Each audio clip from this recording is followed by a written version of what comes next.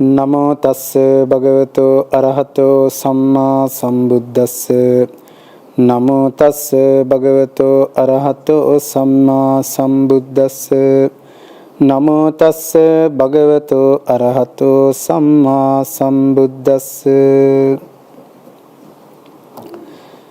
ශ්‍රද්ධාවන්ත සත්පුරුෂ කාරුණික පින්නතුනි, තුන් ලෝකාග්‍ර වූ භාග්‍යවත් අරිහත් සම්්‍යක් සම්බුද්ධ සිද්ධාර්ථ ගෞතම ශාක්‍ය මුනීන්ද්‍ර දස බලධාරී සර්වඥ සම්මා සම්බුදුරජාණන් වහන්සේගේ බුද්ධ ශාසනය පිහිට කරගෙන පින්වත් සෑම දිනම මැදින් පෝය නිමිති කරගෙන අද දින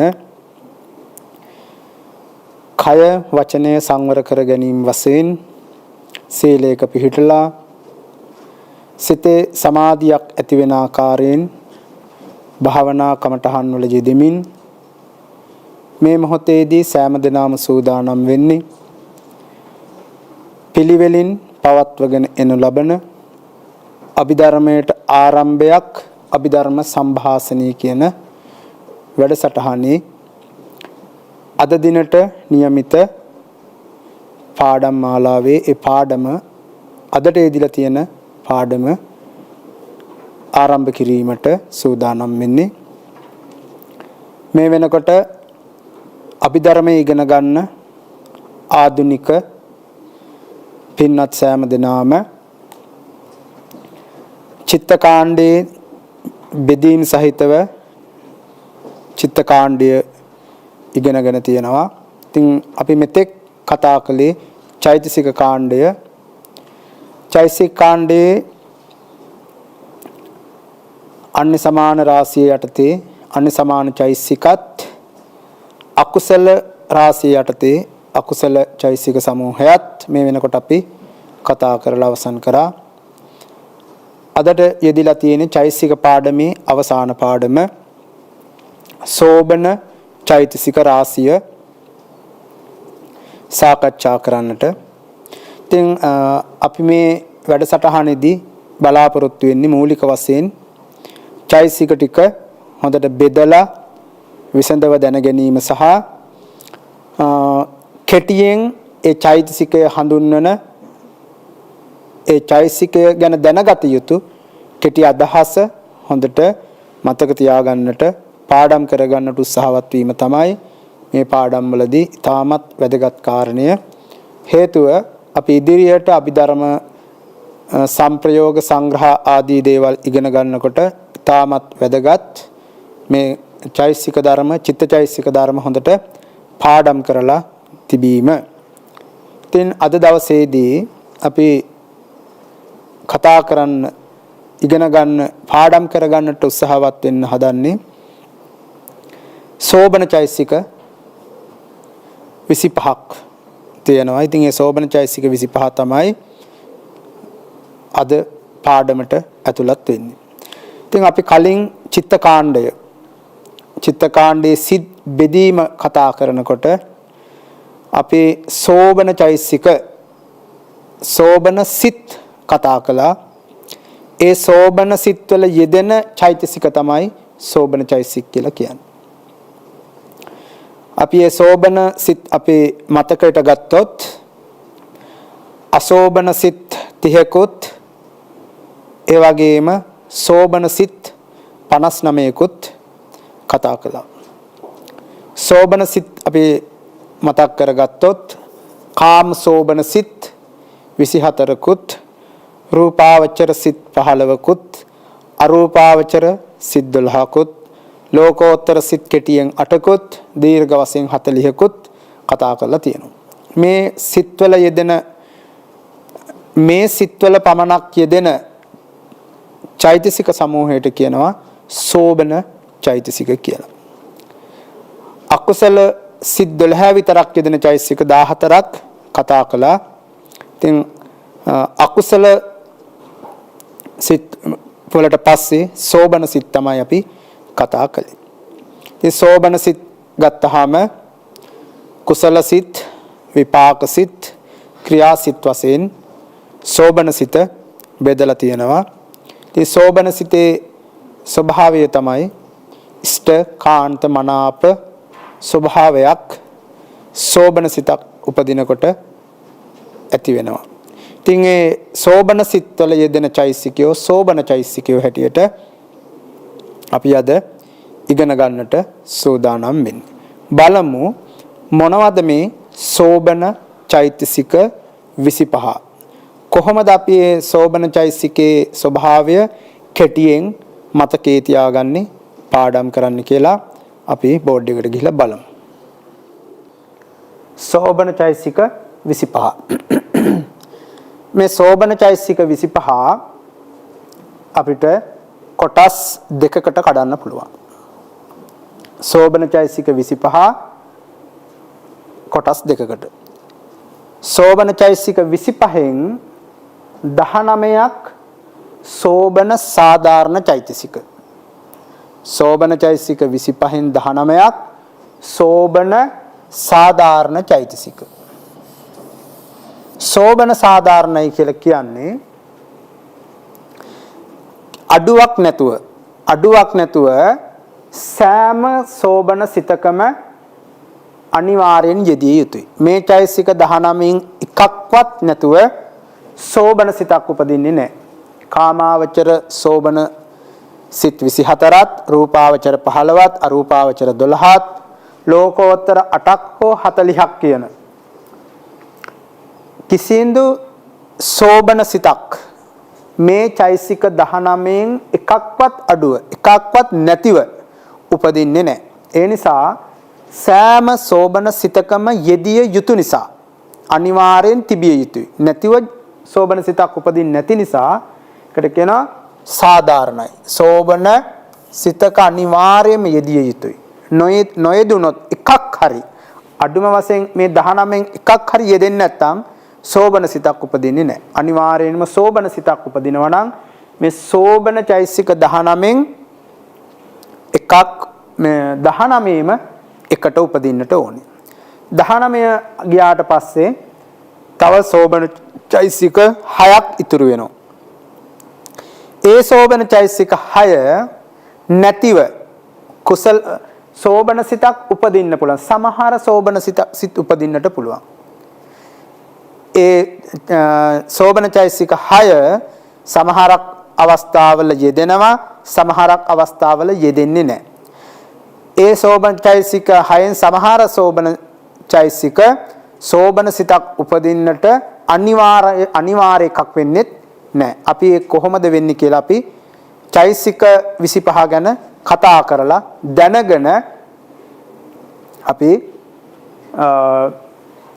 ඒ ඉතිරි චෛතසික 6 ගැන කතා කරමු.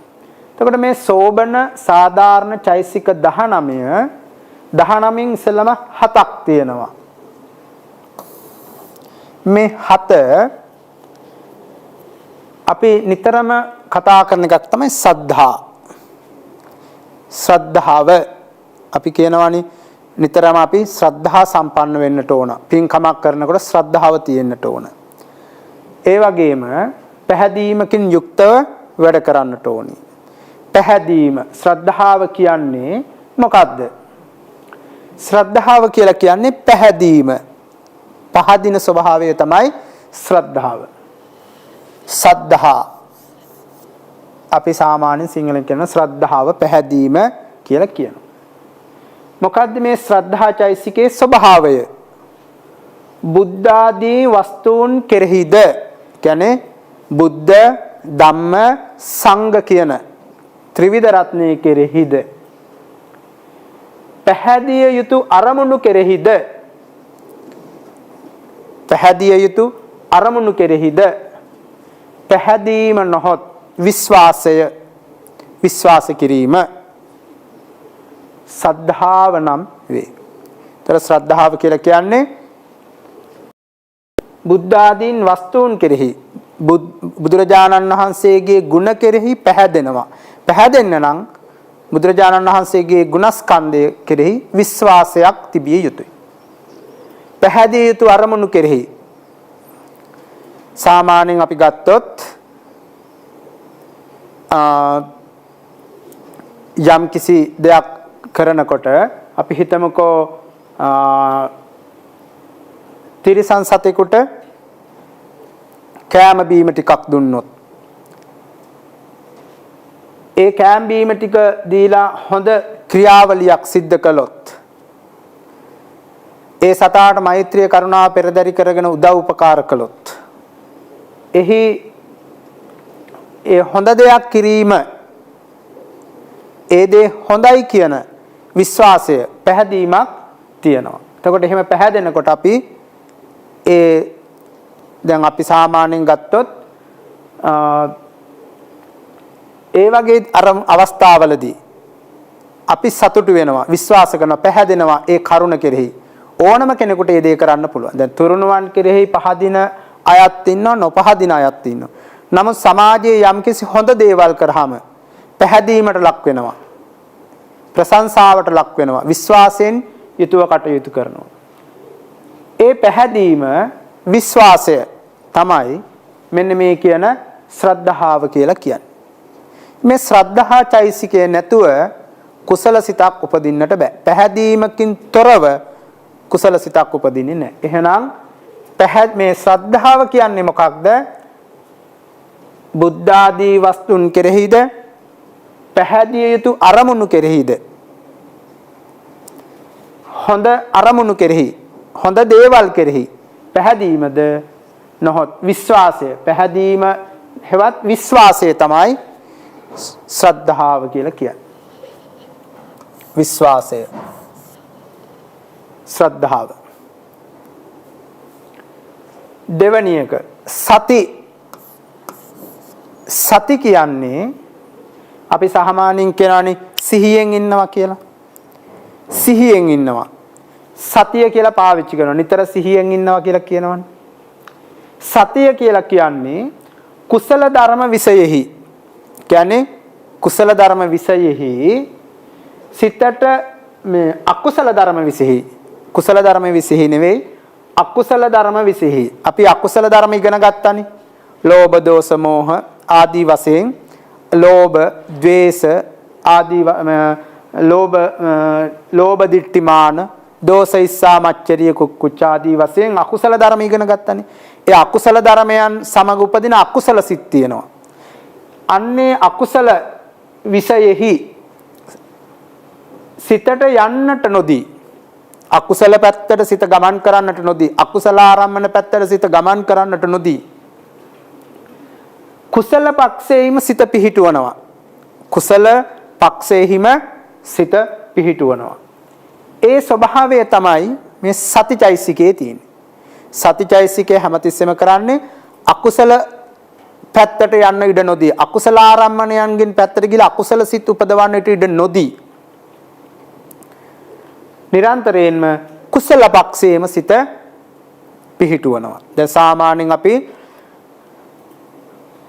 යම් කිසි කුසලයක් කර ඉන්න වෙලාවට අපේ හිතට අකුසල ආරම්මණයක් ආවොත් අපි අකුසල ආරම්මණයක් කියලා දැනගෙන ඒක බැහැර කරලා නැවත කුසල ආරම්මණයක සිත පිහිටවන්නට මේ සතිචෛසිකය උපකාරයි. එතකොට මේ සතිය කියන මේ සතිචෛසිකය කුසල සිත්වල නිතර වැඩ කරනකොට, හොඳට කුසල සිත් උපදවනකොට අපි හැමතිස්සෙම අර අකුසල ධර්මයන්ට අරමුණු කරන්නට තියෙන ඉඩ මග හැරලා නිතරම කුසල පාක්ෂික ධර්මයන් හිතන්න පටන් ගන්නවා. ඒ නිසා මේ සතිචෛසිකය මොකද්ද?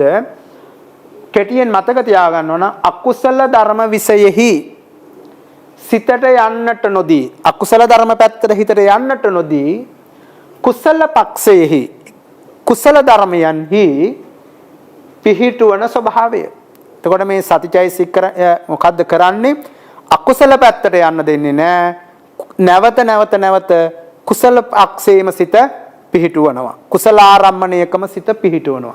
ඒක තමයි සතියේ ස්වභාවය. පාඩම් කරගන්නකොට සතිය යනු කුමක්ද? තමම ප්‍රශ්නයක් නගනවා. අකුසල ධර්ම විෂයෙහි සිතට යන්නට නොදී කුසල පක්ෂේහි පිහිටුවන ස්වභාවය සතිය නම් වේ. මොකද්ද සතිය? තමම්ම ප්‍රශ්න හදාගන්න. ශ්‍රද්ධාව කුමක්ද? බුද්ධ ආදී වස්තුන් කෙරෙහිද, පැහැදිය යුතු අරමුණු කෙරෙහිද පැහැදීම ශ්‍රද්ධාව නම් වේ. අකුසල ධර්ම විශේෂ සිත යන්නට නොදී කුසල පක්ෂෙහි සිත පිහිටුවීම සති චෛතසිකය නම් වේ. මේ කාරණා කෙටියෙන් පාඩම් කරන්නට ඕන. මේවා ගැන අපි විස්තර කතා කරන්න පොතපත ඇසුරු කරගෙන විස්තර කතා කරන්න ඕන. ලොකු විස්තර කතා කරන්න ගියොත් අපි ආධුනිකයට අපහසු වෙනවා. ඉතින් ඒ ආධුනිකයට පහසුවෙන් පාඩම් කරගන්න ඕන නිසා තමයි කෙටියෙන් මතක තියාගන්න ඕන නිසා තමයි අපි මේ කෙටියෙන් මේවා විස්තර කරන්නේ. ඉතින් මේවා තව ගොඩාක් විස්තරාත්මකව පොත්පත්වල ආචාර්යයන් වහන්සේලා විස්තර කරලා තියෙනවා. ඉතින් මේ පොත්පත් කියවලා වැඩිදුර කෙනෙකුට අධ්‍යයනය කරන්න පුළුවන්. නමුත් ආධුනිකයා විසින් ඉතාමත් කෙටියෙන් ඉතාමත් සරලව මේ විදිහට මතකයේ තබා ගත යුතුයි. 3. හිරිය. හිරි අපි කියනවානේ හිරියොත්ප් දෙක තියෙන්න ඕන කියලා. හිරියොත්ප් දෙක නැත්තම් කෙනෙක්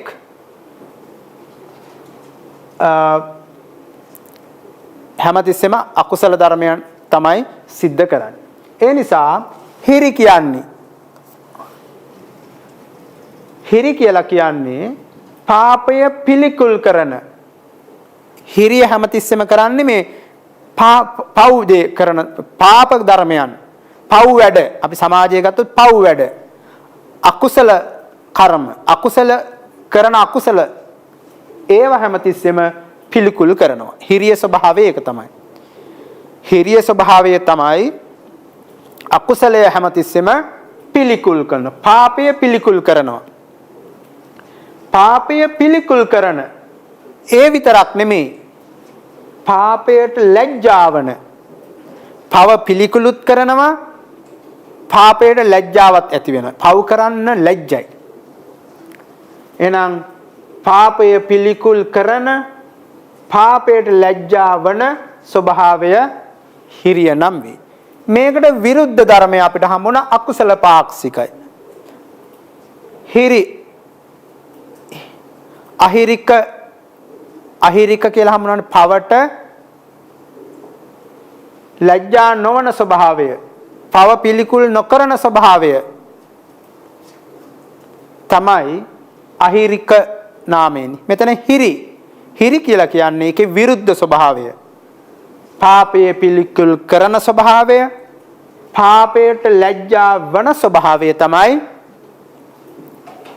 හිරි කියලා කියන්නේ. අහිරික කියන චෛසිකයට විරුද්ධ ධර්මතාවය. එතකොට හිරි කියන්නේ පාපයේ පිළිකුල් කරන, පාපයට ලැජ්ජා වන ස්වභාවය හිරි නම් වේ. එතකොට හිරි. එතකොට අපි දැන් කෙටියෙන් මතක තියාගන්න ඕන තුනක්. මොනවද? බුද්ධ ආදීන් වස්තුන් කෙරෙහිද ශ්‍රද්ධාවද, සතියද, හිරිය. එතකොට තමන්ම පොඩි කෙටි ප්‍රශ්නයක් හදාගෙන මේ කෙටියෙන් මේ විස්තරය පාඩම් කරගෙන නිතර මානසිකාර්යය කරන්න ඕනේ. එතකොට තමන්ට හොඳට මතක ඉන්නවා. ඊළඟට ඔත්තප්ප.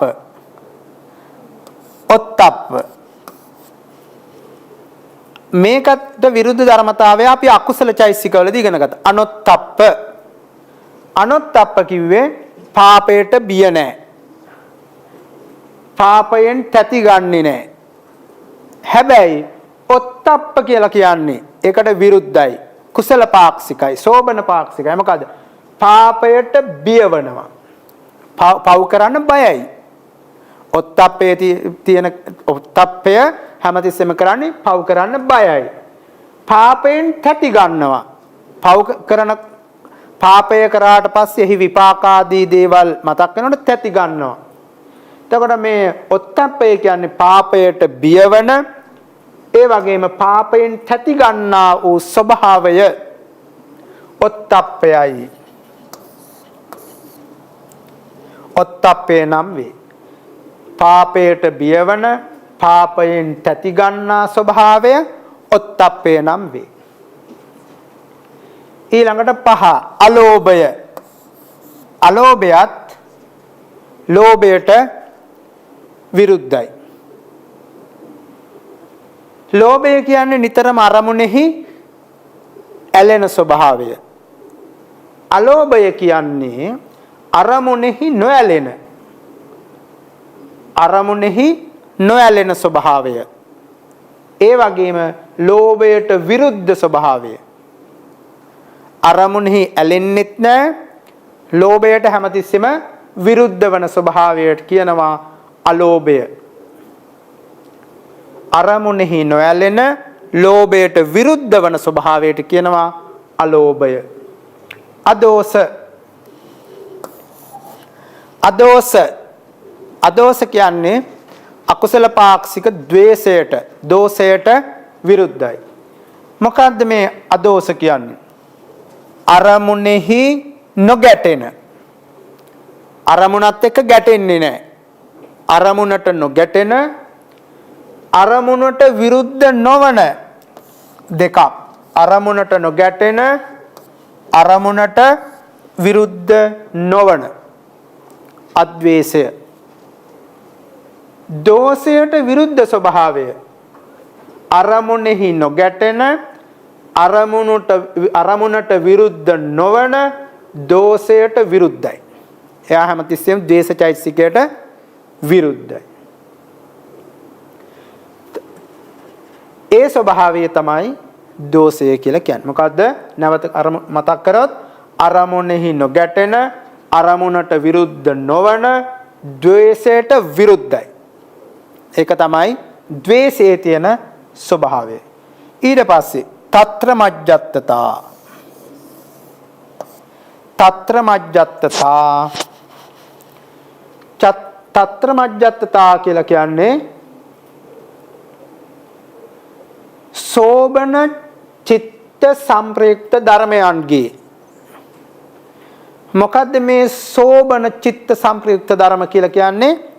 සෝබන සිතක යෙදෙන, මෙයත් එක්ක එකට යෙදෙන ඉතිරි චෛසික ධර්ම සමූහය.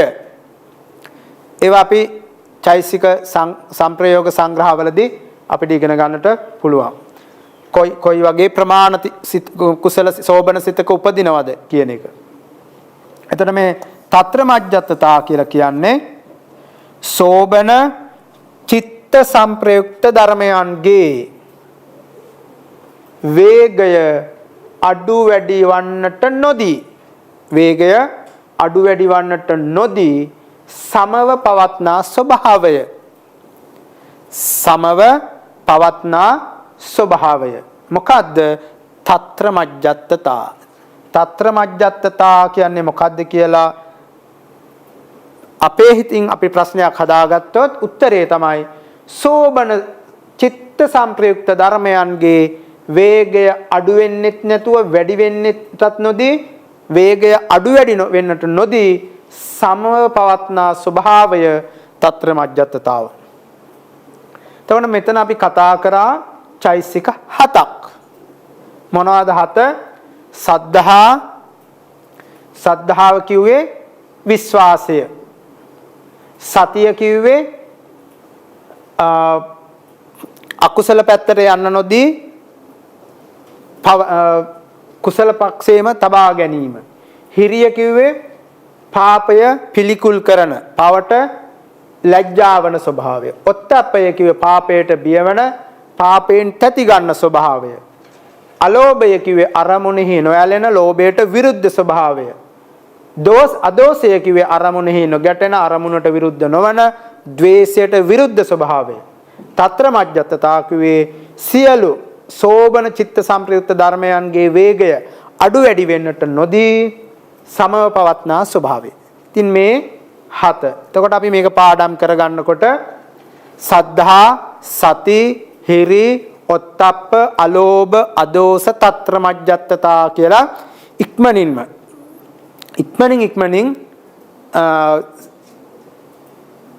කියන්න පුළුවන් විදිහට මේක පාඩම් කරගන්නටත් ඕන. ඒ වගේම මෙතෙක් ඉගෙන ගත්තා වගේම එක එක චෛතසිකයක කෙටියෙන් ඒ චෛතසිකයේ ස්වභාවය, එහින් කෙරෙන කෘත්‍ය පාඩම් කරලා තියාගන්නත් ඕනි. එහෙම නැති වුණොත් අපිට ඉස්සරහට යනකොට ටිකක් අපහසු වෙනවා මේවා විස්තර කරනකොට.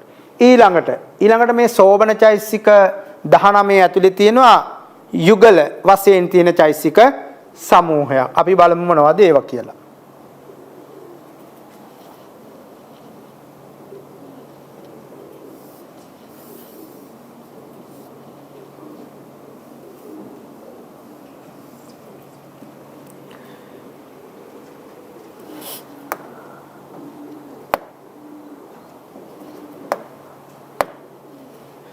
ඉස්සෙල්ලම ගත්තොත් යුගල වශයෙන් ගත්තාම තියෙනවා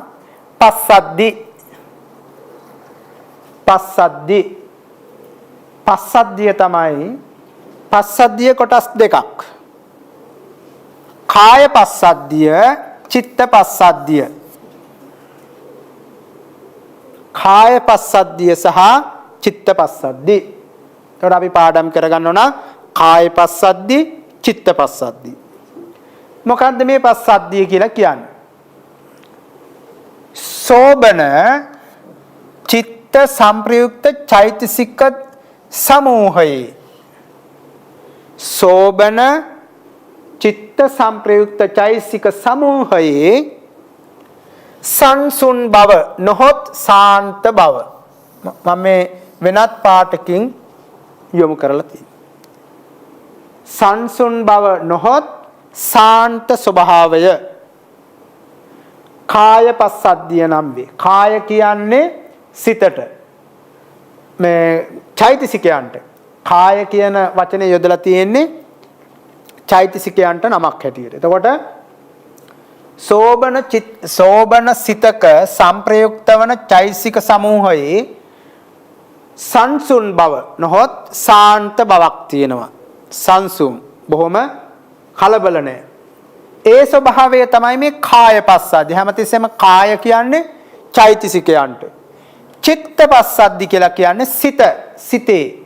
එතකොට සෝබන චිත්තයාගේ සංසුන් බව නොහොත් සාන්ත බව.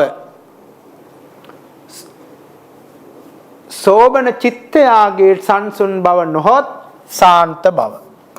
එතකොට දෙකක්. කාය පස්සද්ධි කිව්වේ සෝබන චිත්තයන්ගේ සංප්‍රයුක්ත චෛතසික සමූහයේ සංසුන් බව නොහොත් සාන්ත බව. චිත්ත පස්සද්ධි කිව්වේ සෝබන චිත්තයාගේ සංසුන් බව නොහොත් සාන්ත බව. එතකොට පස්සද්ධිය කියලා කියන්නේ සංසුන් බව. එහෙම නැත්නම් සාන්ත බව. කාගේද? චෛතසිකයන්ගේ සංසුන් බව, කලබල නැති ගතිය, සාන්ත ගතිය කාය පස්සද්ධි. චිත්තයාගේ තියෙන සංසුන් බව, කලබල නැති ගතිය, සාන්ත බව චිත්ත පස්සද්ධිය නම් වේ.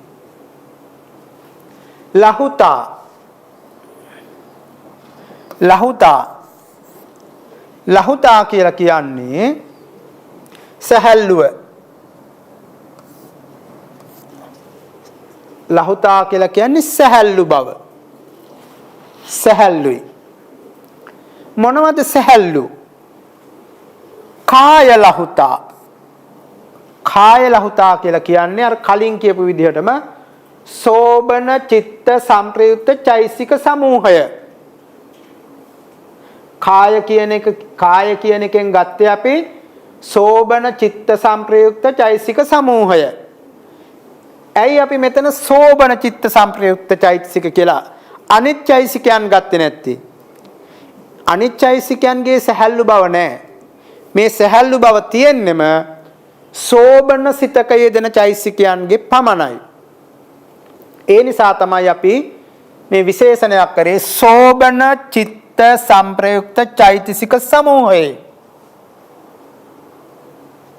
සැහැල්ලු බව නොහොත් වෙහෙසටපත් නොවන ස්වභාවය. සැහැල්ලුයි. වෙහෙසටපත් වෙන්නේ නැහැ.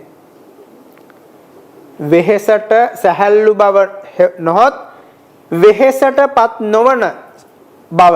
මොකද්ද? කාය ලහුතා. ලහුතා කියන්නේ සැහැල්ලුයි. පස්සද්ධි කියන්නේ සංසුම්. එතකොට චිත්ත ලහුතා කියලා කියන්නේ සෝබන චිත්තයාගේ සැහැල්ලු බව. සෝබන චිත්තයාගේ සැහැල්ලු බව නොහොත් වෙහෙසටපත් නොවන ස්වභාවය. චෛතසිකයන්ගේ සැහැල්ලු බව සෝබන සිතේ සැහැල්ලු බව. හැම සිතකම සැහැල්ලු බව නෙමෙයි සෝබන සිත්වල සැහැල්ලු බව. හැම චෛතසිකයකම සැහැල්ලු බව නෙමෙයි සෝබන චෛතසිකයන්ගේ සැහැල්ලු බව. ඊළඟට මුදුතා. මුදුතා මොකද්ද මේ මුදුතා කියලා කියන්නේ? මොලොක් බව. කාය මුදුතා කියලා කියන්නේ මොන වගේ මොලොක් බවද? සෝබන චිත්ත සංප්‍රයුක්ත චෛසික සමූහයේ මොලොක් බව කාය මුදුතා නම් වේ. මොලොක් බව කාය මුදුතා නම් වේ.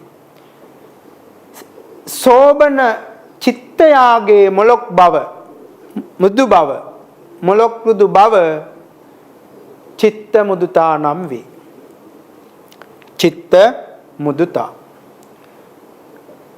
ඊළඟට කම්මඤ්ඤතා. කම්මඤ්ඤතා. කම්මඤ්ඤතා කියලා කියන්නේ යෝග්‍ය බව.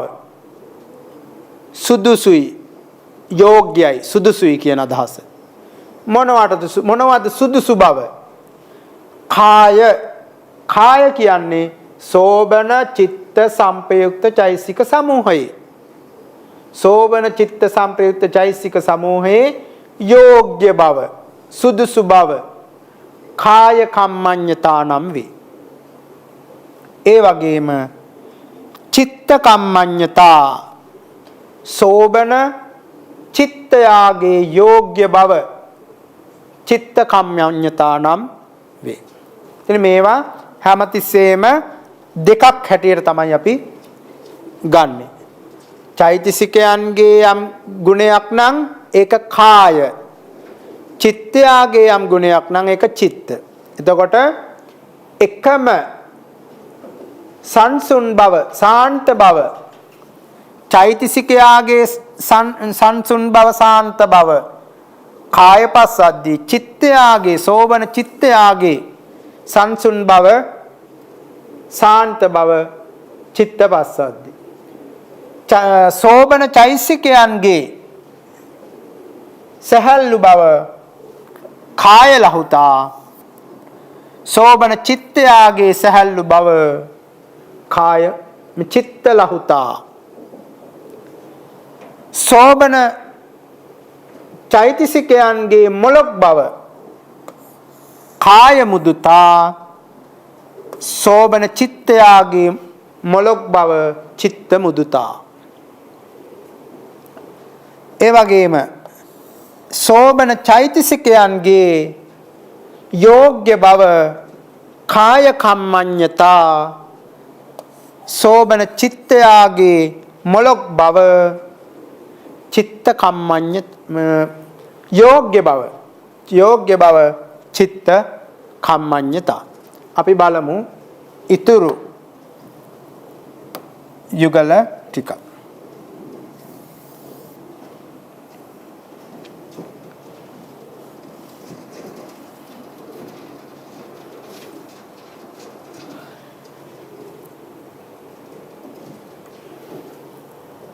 ඊළඟට පාගුඤ්ඤතා.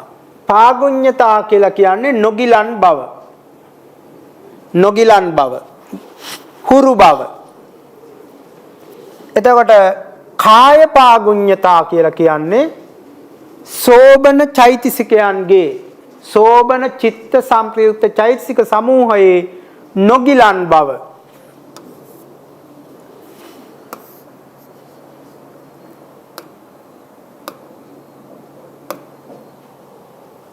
නොගිලන් බව.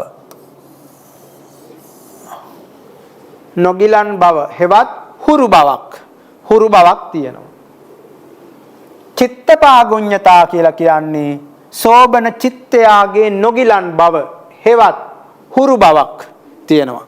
ඒකට කියනවා චිත්ත පාගුඤ්ඤතා. කාය උජ්ජුකතා. උජ්ජුකතා කියලා කියන්නේ ඍජු බව හෙවත් ඇද නැති බව. ඍජු බවක් තියෙනවා. කාය උජ්ජුකතා කියලා කියන්නේ සෝබන චිත්ත සංප්‍රයුක්ත චෛසික සමූහයේ ඍජු බව හෙවත් ඇද නැති බව. කාය උජ්ජුකතා. සෝබන චිත්තයාගේ ඍජු බව හෙවත් ඇද නැති බව චිත්ත උජ්ජුකතා. එතකොට අපි කලින් සද්ධා සති හිරි ඔත්තප්ප අලෝභ අදෝස තත්‍ර මජ්ජත්තතා කියලා 7යි. එතන සෝබන චෛසික 7ක් කතා කරානේ 19. මොනවද? සද්ධා සති හිරි ඔත්තප්ප අලෝභ අදෝස තත්‍ර මජ්ජත්තතා. මෙතන අපි යුගල වශයෙන් කතා කරා 6ක්. යුගල වශයෙන් කතා කරා 6ක්. මොනවද 6? පස්සද්ධිය යුගලයක්. පස්සද්ධිය යුගලයක්. පස්සද්ධිය කාය පස්සද්ධි චිත්ත පස්සද්ධි වශයෙන් යුගලයක්. ලහුතා කියන එකත් යුගලයක්. ලහුතා කියන එකත් යුගලයක්. මොනවද? කාය ලහුතා චිත්ත ලහුතා. මුදුතා කියන එකත් යුගලයක්. කාය මුදුතා චිත්ත මුදුතා. කම්මඤ්ඤතා කියන එකත් යුගලයක්. කාය කම්මඤ්ඤතා චිත්ත කම්මඤ්ඤතා. ඒ වගේම පාගුඤ්ඤතා කියන එකත් යුගලයක්. කාය පාගුඤ්ඤතා චිත්ත පාගුඤ්ඤතා. ඒ වගේම උජ්ජුකතා කියන එකත් කාය උජ්ජුකතා චිත්ත උජ්ජුකතා කියලා යුගලයක්. යුගල වශයෙන් අපි කතා කරා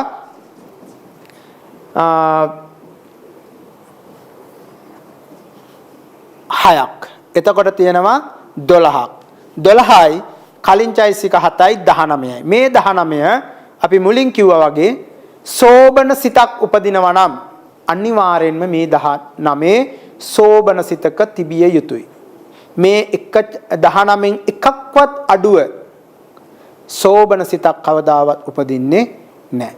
ඒ නිසා මේ 19ට අපි කියනවා සෝබන සාධාරණ චෛතසික 19. එතකොට මේ 19 චෛතසික වශයෙන් කටපාඩම් කරගන්නත් ඕන, කෙටියෙන් අර්ථය කටපාඩම් කරගන්නත් ඕන අනිවාර්යෙන්ම. ඊළඟට තියෙන්නේ සෝබන අසාධාරණ චෛතසික 6ක්. සෝබන අසාධාරණ චෛතසික 6ක්. අසාධාරණයි කියලා කිව්වේ අපි සමාජයේ කතා කරන අසාධාරණය නෙවෙයි. සෝබන සිතක් උපදින්න මේ චෛතසික 6 නැතුව සෝබන සිතක් උපදින්න පුළුවන්. සෝබන සිතක් උපදින්න පුළුවන් මේ 6 නැතුව. සමහර සෝබන සිත උපදින්න බෑ. සමහර සෝබන සිත උපදින්න පුළුවන්. ඒවා අපිට ඉගෙන ගන්න පුළුවන් චෛතසික සංග්‍රහ ණය ඉගෙන ගන්න කොට. මොනවද මේ අසාධාරණ කියන්නේ? අනිවාර්යෙන්ම යෙදෙන්න ඕනද?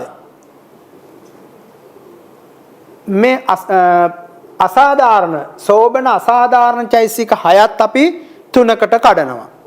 කොහොමද 3කට කඩන්නේ? විරති 3ක් තියෙනවා. විරතිය වැළකෙනවනේ අපි. අපි යමකින් වැළකෙනකොට විරති චෛතසිකයක් උපදිනවා. කුමකින් වැළකෙනකොටද? සම්මා වාචා. සම්මා වාචා.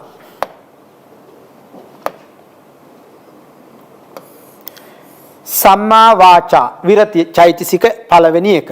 සම්මා වාචා මොනවද? අපි කටින් කියනවනේ. චතුර්විධ වාක් දුස්චරිතයෙන් වැළකෙන ස්වභාවය. චතුර්විධ වාක් දුස්චරිතයෙන් වැළකෙන ස්වභාවය. මොනවද චතුර්විධ වාක් දුස්චරිතේ? බොරු කියනවා, පරුස වචන කියනවා, කේලම් කියනවා, හිස් වචන කියනවා නම් ඒක තමයි චතුර්විධ වාක් දුස්චරිතය. චතුර්විධ වාක් දුස්චරිතයෙන් වැළකෙන ස්වභාවය සම්මා වාචාවයි. එතකොට මේ චෛසිකය අපි සීලයක් සමාදන් වෙනකොට මේ චෛසික සෝබන සිත්වල උපදින්නට පුළුවන්. අනිත් අවස්ථාවලදී නොයෙදෙන්නට පුළුවන්. ඊළඟට සම්මා කම්මන්ත. සම්මා කම්මන්ත කියන්නේ ත්‍රිවිධ කාය දුස්චරිතයෙන් වැළකෙන ස්වභාවය. ත්‍රිවිධ කාය දුස්චරිතයෙන් වැළකෙන ස්වභාවය සම්මා කම්මන්තයයි. මොනවද? ප්‍රාණඝාතයෙන් වැළකීම, ඒ වගේම අදත්තා දානයෙන් වැළකීම, ඒ වගේම කාමයේ වර්ධවා හැසිරීමෙන් වැළකීම ආදී දේවල් වලින් වැළකෙනවා. සම්මා ආජීව. සම්මා ආජීව කියලා කියන්නේ මේ හතෙන් එකක්වත් මොන හතද? චතුර්විධ වාක් දුස්චරිතයෙන්වත් ත්‍රිවිධ කාය දුස්චරිතයවත් කවදාවත් අපි අපේ ජීවිතය පවත්වා ගන්න සිද්ධ කරන්නේ නැහැ. ඒ නිසා එහෙම කවුරු හරි එහෙම කරනවා නම්, කවුරු හරි ජීවත් වෙන්න බොරු කියනවා නම්, කේලම් කියනවා නම්, ඒ ආදී දේවල් කියන අය හැමතිස්සෙම මිච්ඡා ආජීවයින් තමයි ජීවත් වෙන්නේ. මෙතකොට සම්මා ආජීව. සම්මා ආජීව කියන්නේ ජීවිකාව පිණිස, ඒ කියන්නේ ජීවිතය පවත්වීම පිණිස චතුර්විධ වාක් දුස්චරිතයෙන් හා ත්‍රිවිධ කාය දුස්චරිතයෙන් වැළකෙන ස්වභාවය සම්මා ආජීවයයි. එතකොට සම්මා ආජීවයෙන් කවුරු හරි අදිස්ථාන කරොත් යම් මොහොතක මම කවදාවත් මේ ත්‍රිවිධ වාක් දුස්චරිතයෙන්, චතුර්විධ වාක් දුස්චරිතයෙන්, ත්‍රිවිධ කාය දුස්චරිතයෙන් යන් කරලා ඒවා කරලා කවදාවත් මං ජීවිතය පවත්වන්නේ නැහැ කියලා කවුරු හරි අදිස්ථාන කරනකොට මේ චෛසිකයේ කුසල් සිතේ උපදිනවා. යම් අවස්ථාවක ත්‍රිවිධ කාය දුස්චරිතයෙන් යන් කවදාවත් කරන්නේ නැහැ කියලා යම් මොහොතක අදිස්ථාන කරොත් ඒ වෙලාවේ සම්මා කම්මන්තය යෙදෙනවා. කවුරු හරි කෙනෙක් කවදාවත් චතුර්විධ වාක් දුස්චරිතයෙන් කරන්නේ නැහැ, මං එකෙන් වළකිනවා කියලා අදිස්ථානයක් ඇති කරගත්තොත් ඒ වෙලාවට මේ සම්මා වාචා කියන විරතිය උපදින්නට පුළුවන්. ඉතින් මේ විරති උපදින අවස්ථා දෙකක් තියෙනවා. එකක් තමයි කාමාවචර කුසල් සිත් 8. මේවා අදිෂ්ඨාන කරගෙන මේ වගේ වළකිනකොට මේ චෛසික ධර්මයෝ උපදිනවා කාමාවචර කුසල් සිත්වල. හැමතිස්සෙම නෙමෙයි මේ විදිහට අදිෂ්ඨාන කරන අවස්ථාවල. එහෙම නැත්නම් මේවා එකක් තමයි එකවරකට යෙදෙන්නේ. අපි ඒක ඉදිරියට ඉගෙන ගන්නවා.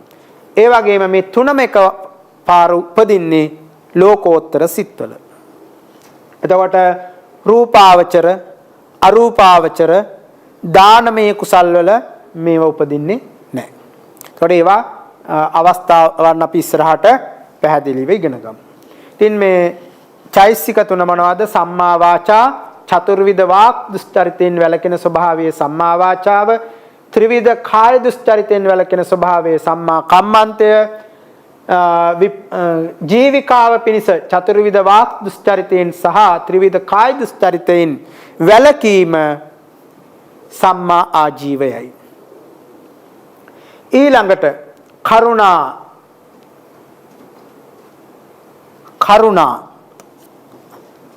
කරුණා කියලා කියන්නේ කරුණාව. මොකක් උදෙසද කරුණාව පහළ වෙන්නේ? පර දුක්ඛයට නොකැමැති බව. අන් අයගේ දුකට කැමැති නැත්නම්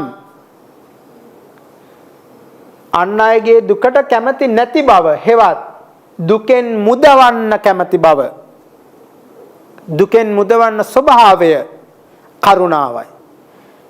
ලෝකේ සියලු ප්‍රශ්න ගහගන්නේ බැනගන්නේ රණ්ඩු කරන්නේ මරාගන්නේ යුද්ධ කරන්නේ අනිත් අයගේ දුක ගැන දන්නේ නැති අය කරුණාව නැති මිනිස්සු කරුණාව නැති අය කරුණාවන්ත මිනිස්සු කොයි වෙලාවකවත් කරුණාවන්ත සත්වයෝ කොයි වෙලාවකවත් අනිත් අයට දුකක් පීඩාවක් ගෙන දෙන්න හානි කරන්න හිතන්නේ. ඒ නිසා අපි නිතර මේ කරුණාවන්ත කම දියුණු කරන්නට ඕනේ. මොකද්ද මේ කරුණාව කියන්නේ? තමන්ගෙන් බාහිර අයට අයගේ දුකට නොකැමැති බව තමන්ගෙන් බාහිර ඕනෑම කෙනෙකුට ඇති වෙන දුකකට කැමති නැහැ. ඒ වගේම කවුරු හරි දුකටපත් වෙලා සිටිනවා නම් එයාවේ දුකෙන් මුදවන්නට ඇති කැමැත්ත දුකට පිහිට වෙන්නට තියෙන කැමැත්ත ඒක තමයි මේ කරුණාව කියලා කියන්නේ. අනිවාර්යෙන්ම අපි හැමෝම තුලම තිබිය යුතු දෙයක්. මුදිතා කියලා කියන්නේ පර සම්පත්තිය කෙරෙහි සතුටු වන්නා වූ ස්වභාවය. තව කෙනෙක් අපෙන් බාහිර කෙනෙක් හොඳට ඉගෙන ගන්නවා නම් අපි ඒකට ඉරිසියා කරන්නේ නැතුව සතුටු වෙන්න පුළුවන් වෙන්න ඕන. හොඳට මහන්සි වෙලා වැඩ කරලා හොඳ ධනයක් උපයනවා නම් අපි ඒකට සතුටු වෙන්නට ඕන.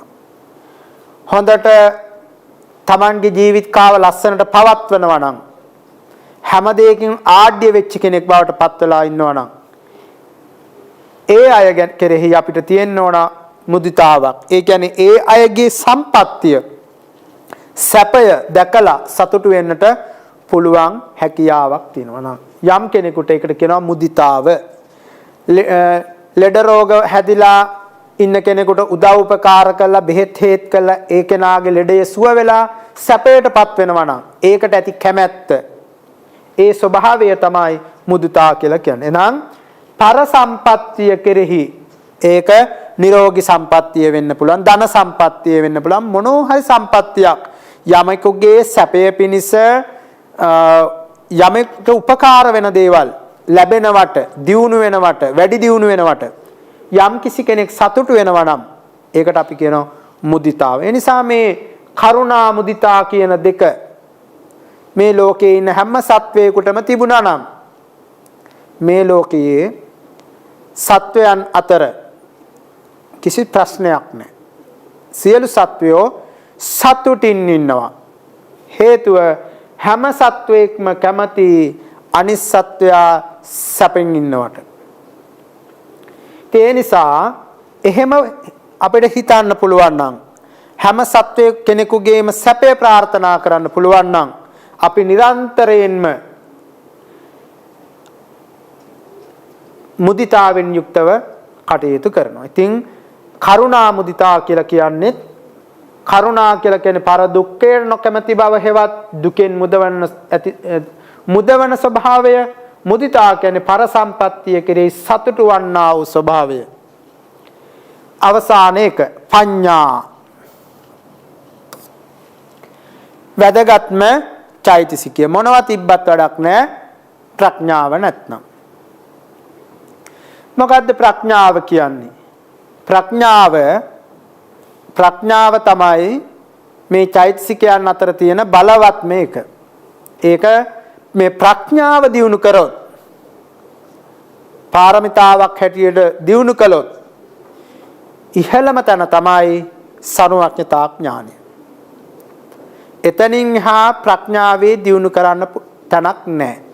ප්‍රඥාවේ උපරිම දියුණුව පරිම තැන දියුණු කරන්නට පුළුවන් ඉහළම තැන සර්වඥතා ඥානය. ඒක තමයි අප මහා බෝසතාණන් වහන්සේ දියුණු කරලා 20 සංඛ්‍ය කල්පලක්ෂයක්ම දියුණු කරලා ලෞතර බුද්ධත්වයට පත් වෙලා නහන්සේගේ විදර්ශනාවෙන් අවබෝධ කරගත්ත සර්වඥතා ඥාණයට හසු වෙච්ච නාම රූප ස්කන්ධ ආයතන ධාතු ආදී පටිච්ච සමුප්පාද සූවිසි ප්‍රත්‍ය ආදී නානා විදිහට මේ ස්කන්ධ පංචකේ නාම රූප දෙක බෙදලා වෙන් කරලා පෙන්වලා තියෙනනේ ඒ උන්වහන්සේගේ සර්වඥතා ඥාණය. ඉතින් ඒ සර්වඥතා ඥාණයෙන් බෙදලා අවබෝධ කරගෙන බෙදලා වෙන් කරලා පෙන්නපු ධර්ම තමයි අපි අද මේ නහන්සේගේ දේශනාවක් හැටියට අපි මේවා ඉගෙන ගන්න. එතකොට මේ ප්‍රඥාව කියලා කියන්නේ මොකද්ද? ප්‍රඥාව කියුවාම කර්මඵල අධහාන ප්‍රඥාව, විදර්ශනා ප්‍රඥාදී නානා විදිහට මේ ප්‍රඥාව ගැන කතා කරන්නට පුළුවන්.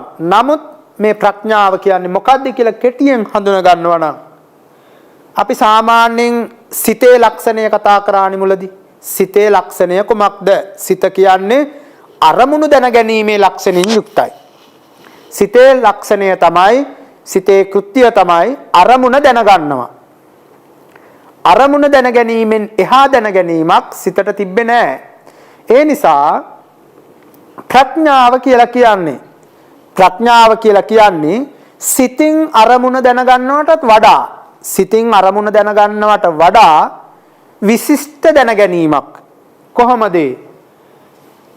වඩා පිරිසිදු ලෙස කාවද අරමුණ වඩා පිරිසිදු ලෙස වඩා ගැඹුරු ලෙස දක්නා වූ දැනගන්නා වූ ස්වභාවය.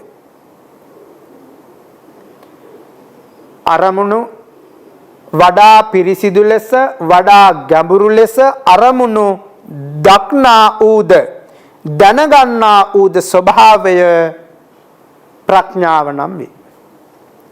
ඉතින් මේ තරමින් ආධුනිකයා විසින් පාඩම් කරගත යුතුයි. අපි ඉස්සරහට මේවා පාඩම් ඉදිරියට යන පාඩම් එක මෙහි ස්වභාව ලක්ෂණ ගොඩාක් අපිට ඉගෙන ගන්න පුළුවන්.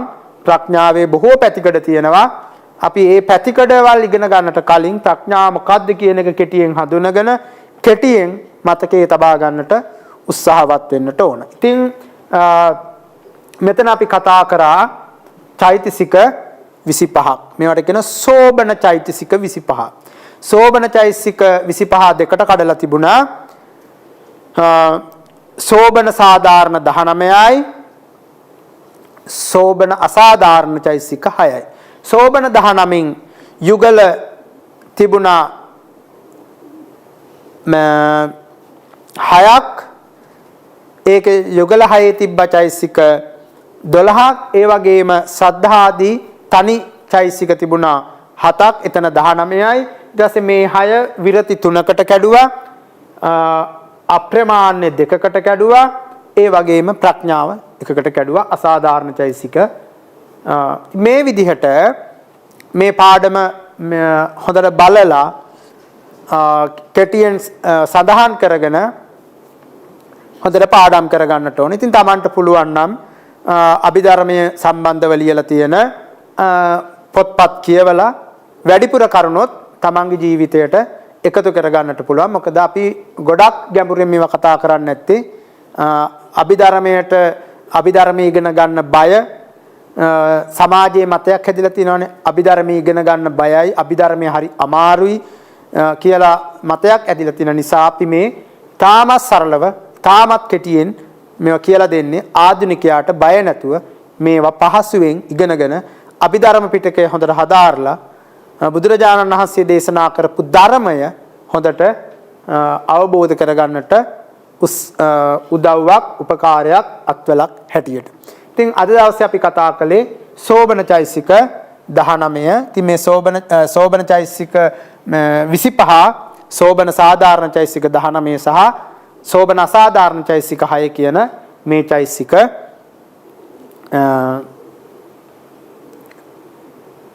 25. ඉතින් මේ 25 පාඩම් කරගත්තට පස්සේ චෛතසික 52 අවසන් වෙනවා.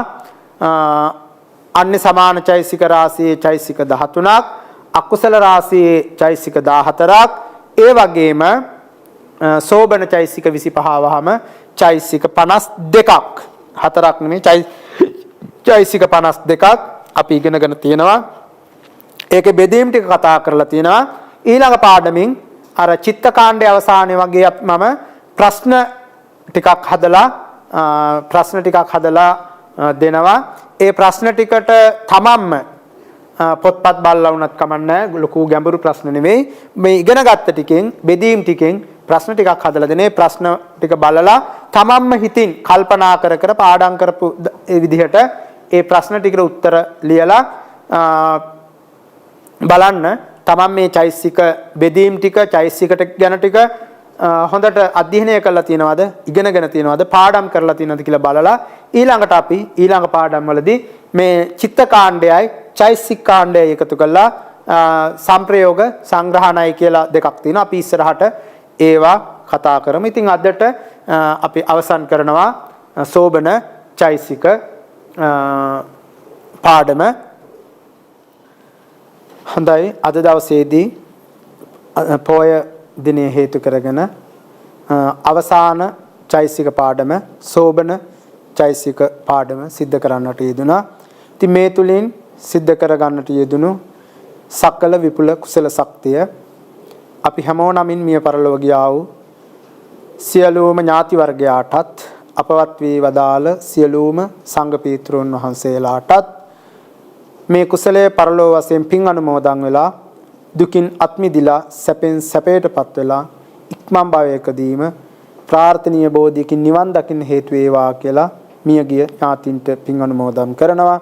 ඒ වගේම සියලු දෙවියන්ටත් මේ කුසලය දෙවියන්ගේ ප්‍රාර්ථනීය සියලු සම්‍යක් ප්‍රාර්ථනා මුදුන්පත් කරගෙන ප්‍රාර්ථනීය බෝධියකින් නිවන් දකින්න හේතු වේවා කියලා මෛත්‍රී සිතින් පින් අනුමෝදන් කරනවා.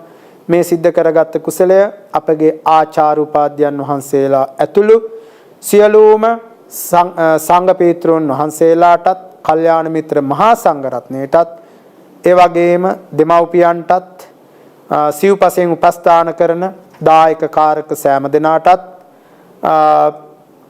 මේ පින්කම සිද්ධ කරන්නට අතහිත දෙන අපේ කාර්ය මණ්ඩලයටත් හිතවත් මදහත් අහිතවත් සියලු සත්වයන්ටත් අප හැම දිනාටමත් මේ කුසලය මෙලව අරතේ සලසාගෙන පරලොව සුගතිය සලසාගෙන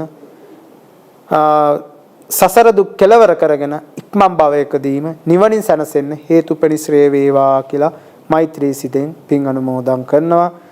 බුද්ධ ශාසනං චිරන් තිට්ඨතු බුද්ධ ශාසනං චිරන් තිට්ඨතු බුද්ධ ශාසනං චිරන් තිට්ඨතු සාදු සාදු සාදු.